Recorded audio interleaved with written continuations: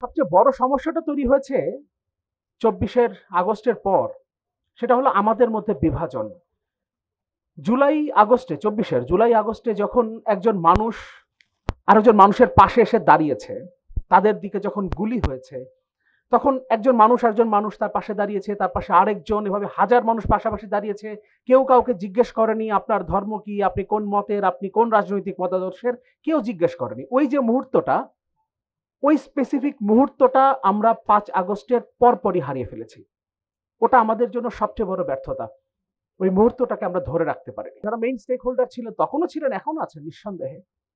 তো তারাই অনেক সময় আবার এই সরকারের তারা আসলে কিসের ভিত্তিতে এসছেন, কনস্টিটিউশনের ভিত্তিতে তারা কেন আসলেন, এই ধরনের প্রশ্ন তোলেন। হাসিনার রাষ্ট্রপতি, হাসিনার প্রধান বিচারপতি, তাদের কাছে 106 নানান আলোচনা। এখন ১ বছর হয়ে গেছে সরকারের।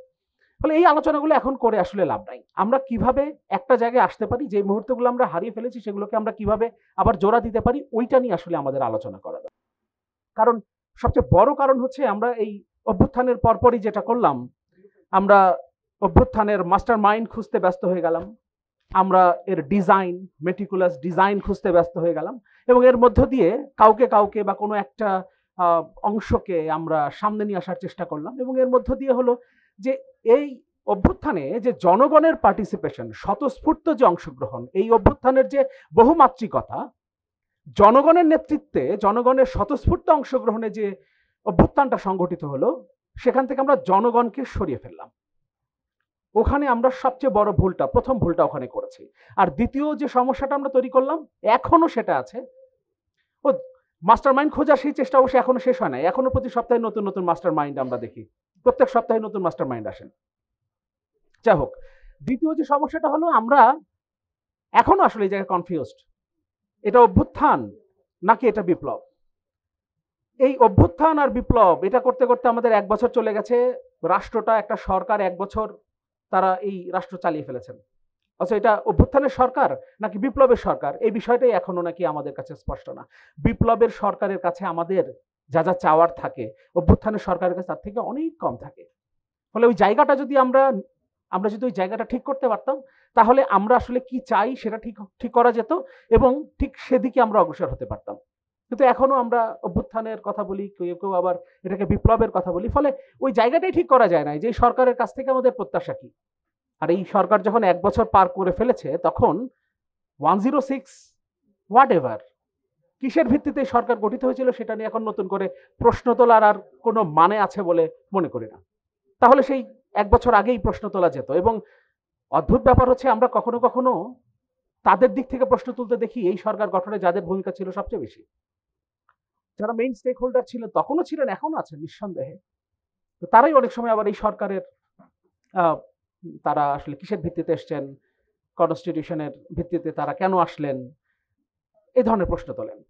হাসিনার রাষ্ট্রপতি, হাসিনার প্রধান বিচারপতি, তাদের কাছে 106 নানান আলোচনা। এখন ১ বছর হয়ে গেছে সরকারের। ফলে এই আলোচনাগুলো এখন করে আসলে লাভ নাই। আমরা কিভাবে একটা জায়গায় আসতে পারি, যে মুহূর্তগুলো আমরা হারিয়ে ফেলেছি সেগুলোকে আমরা কিভাবে আবার জোড়া দিতে পারি, ওইটা নিয়ে আসলে আমাদের আলোচনা করা দরকার। একটা বিষয় হলো, কিছুক্ষণ আগে আমার ভাই বন্ধু সারোয়ার তুষার বলছিলেন যে কোন একটা বিভ্রান্তিকর বিষয়কে যদি অত্যন্ত গাম্ভীর্যের সাথে উপস্থাপন করা হয়, তাহলেও সেটা বিভ্রান্তিকর। একইভাবে খুব সুন্দর শব্দ চয়নে, অত্যন্ত চমৎকার ভাবেও যদি কোনো বিভ্রান্তিকর তথ্য উপস্থাপন করা হয়, সেটাও বিভ্রান্তিকর নিঃসন্দেহে।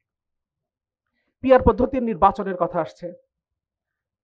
আমি জানি না, ঐকমত্য কমিশনের আগে তো কমিশনগুলোর সাথে রাজনৈতিক দলগুলো বসেছিল, তখন কমিশনে এই ধরনের কোনো প্রপোজাল এসছে কিনা। আপার হাউসে পিআর এর কথা আমরাও বলেছি, যদি আপার হাউস হয় তাহলে যদি পিআর পদ্ধতিতে সেটা না হয়, অর্থাৎ ভোটের সংখ্যানুপাতে যদি না হয়, তাহলে লোয়ার হাউসের রেপ্লিকা হবে, তাহলে আপার হাউসের দরকারই নাই, সেটা আমরাও বলেছি। কিন্তু জেনারেল অ্যাসেম্বলিতে এখন তো আমাদের এখন পর্যন্ত এক কক্ষই আছে। তো পার্লামেন্টে যদি পিআর পদ্ধতির আলোচনা এখন নতুন করে আবার নিয়ে আসা হয়েছে, এবং এর মধ্য দিয়ে এক ধরনের নতুন করে আবার একটা দ্বান্দ্বিক পরিস্থিতি, অনেকগুলো পক্ষ মুখোমুখি দাঁড়িয়ে গেল এই বিষয় নিয়ে।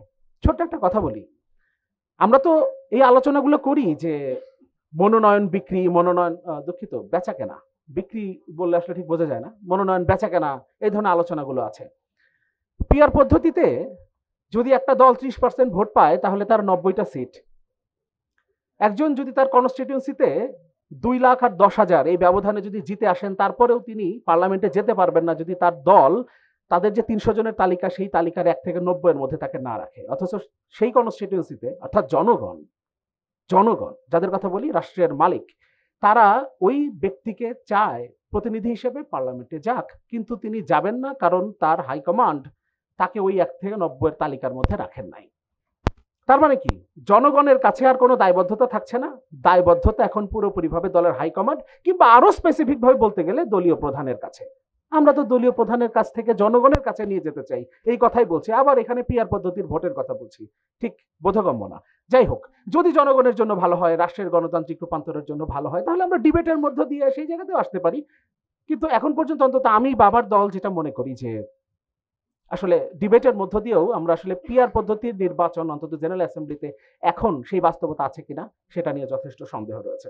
এই আলোচনাটা আমি বেশ উপভোগ করছি, কারণ সাধারণত এই ধরনের গোল টেবিল আলোচনাগুলোতে ডিবেট হয় না।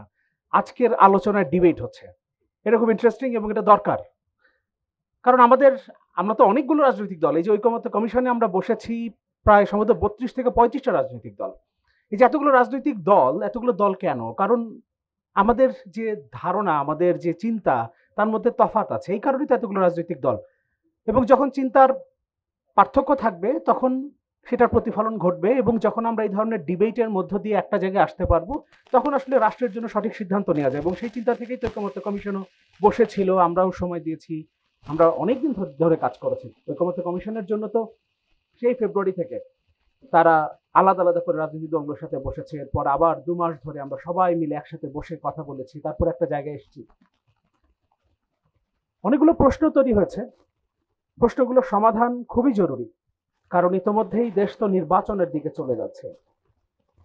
নির্বাচনের রোডম্যাপ ঘোষণা হয়ে যাবে এই সপ্তাহে, এমনটাই নির্বাচন কমিশনের পক্ষ থেকে বলা হয়েছে। এবং আরো একবার আমাদের এটা মাথায় রাখা দরকার যে স্বাধীন সাংবিধানিক প্রতিষ্ঠান আমরা যেটা চেয়েছি, যে আলোচনা করেছি, ফলে স্বাধীন সাংবিধানিক প্রতিষ্ঠান হিসেবে নির্বাচন কমিশন যদি নির্বাচনের রোডম্যাপ ঘোষণা করে, তারপরে আবার সেটার বিরুদ্ধে রাজনৈতিক দল হিসেবে কারো অবস্থান থাকার কথা না, সেটা হওয়ার কথা না। কারণ আমরা তো সেটি কথাই বলছি যে স্বাধীন সাংবিধানিক প্রতিষ্ঠান হিসেবেই আসলে আমরা নির্বাচন কমিশনকে দেখতে চাই। ফলে দেশ নির্বাচনের দিকে যাচ্ছে, এখনো অনেকগুলো বিষয় আসলে সমাধান হয় নাই। সবচেয়ে বড় সমস্যাটা তৈরি হয়েছে 24 আগস্টের পর, সেটা হলো আমাদের মধ্যে বিভাজন। জুলাই আগস্টে যখন একজন মানুষ আরেকজন মানুষের পাশে এসে দাঁড়িয়েছে, তাদের দিকে যখন গুলি হয়েছে, তখন একজন মানুষ তার পাশে দাঁড়িয়েছে, তার পাশে আরেকজন, এভাবে হাজার মানুষ পাশাপাশি দাঁড়িয়েছে। কেউ কাউকে জিজ্ঞেস করেনি আপনার ধর্ম কি, আপনি কোন মতের, আপনি কোন রাজনৈতিক মতাদর্শের, কেউ জিজ্ঞেস করেনি। ওই যে মুহূর্তটা, ওই স্পেসিফিক মুহূর্তটা আমরা 5 আগস্টের পরপরই হারিয়ে ফেলেছি। ওটা আমাদের জন্য সবচেয়ে বড় ব্যর্থতা। ওই মুহূর্তটাকে আমরা ধরে রাখতে পারিনি।